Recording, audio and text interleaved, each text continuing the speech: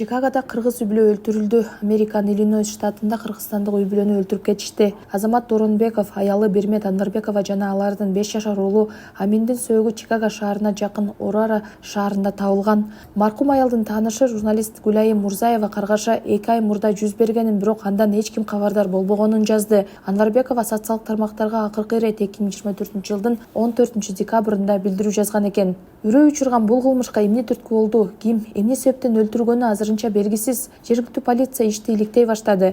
Чикагодагы кыргыз биримдигинин жетекчиси Умар Жусупбековдун айтымында үчөөнүн сөөгү 3 жерден табылган. Тилекке каршы ушундай жаман окуя болду. Детективдер деген азыр толук информацияны бере элек. Өзүлөрү чыгып бир күн консулствого чыгып жарыя кылат. Маалыматтардын баары ошондой деп ойдон. Америкада кыргызстандыктардын жардамы менен маркумдардын сөөгүн мекенине жөнөтүү үчүн акча топтолууда. Уулу өзгөчө бала болчу, бирок анын мээримдүү ата-энеси үчүн бул тоскоолдук болгон эмес. Алар аны жакшы көрүп, чоңойтушкан, ага жанынын, жүрөгүнүн бир бөлүгүн кошуп өстүрүп жаткан кези болчу. Бермет өмүр бою максатка умтулган, эмгекчил, чындап боорукер адам болгон. Жардам тууралуу укса, ал дайым өз салымын кошконго аракетин жумшачу. Азыр анын жакындары жардамга муктаж. Ал 47 жашта болчу. Азамат бизге атадай, биз үчүн бекем таяныч, сыймык болгон ак көңүл адам эле. Ал 45 жашта болчу.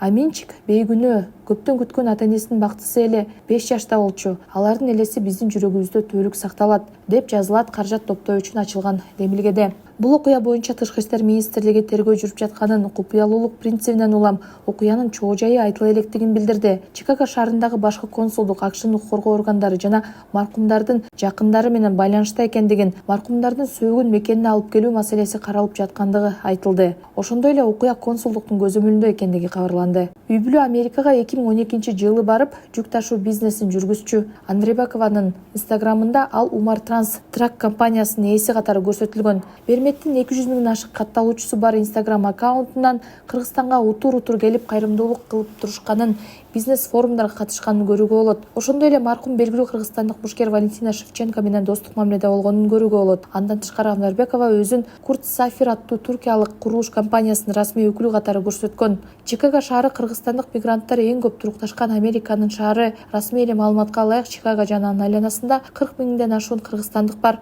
Чындыгында катталбай жүргөндөрдү кошкондо мындан бир канча көп болушу мүмкүн.